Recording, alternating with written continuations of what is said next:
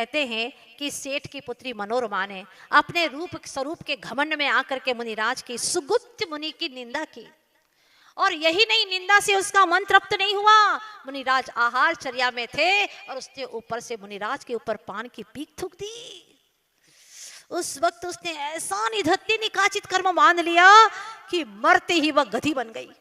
सारा रूप खत्म। गधी के बाद में कुत्ती बनी, कुत्ती के बाद में सुकरी बनी।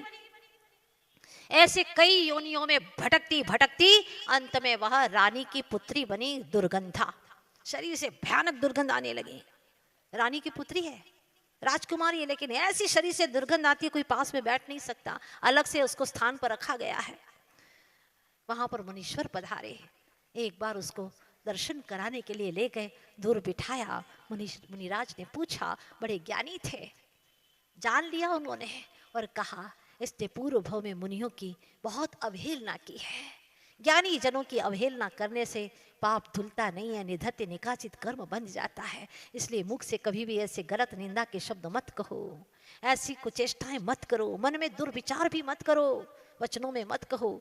बस क्या करूं महाराज, आप बताइए, कोई उपाय बताइए। तो मुनीश्वर कहते हैं कि सुगंध दशमी व्रत करो, शीतलनाथ भगवान की पूजा करो और पर्वराज पर्यूषण में दशमी के दिन यह व्रत किया जाता है। 10 साल तक करो। बड़े भाव सहित उस राजकुमारी ने व्रतों को अंगीकार किया और मरण करके 10वें स्वर्ग में वह देवी बन जाती है। देवी बन गई। फिर इसके बाद में भरत क्षेत्र में राजा महिपाल की मदनावती पुत्री हुई।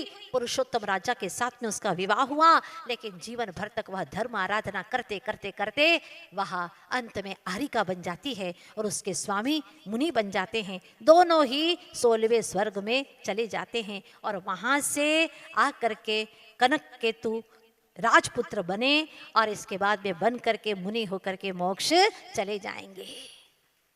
एक व्रत को करने का ये फल है। भक्ति श्रद्धा से थोड़ा सा भी संयम का पालन किया तो निश्चित रूप से हमारे जीवन में बहुत बड़ा उत्थान हो जाएगा।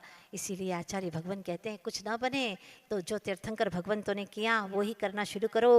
भई तीर्थंकर से बलि तिनकी नहीं चली, चली क्या यम के आगे। तो यम को अगर मिटाना है तो संयम को धारण करो। जब तीर्थंकरों की भी यम के सामने नहीं चली, वो भी चले गए, उनके भी शरीर दूर हो गए, मिट गए। इसलिए तुमको तो डरना ही है।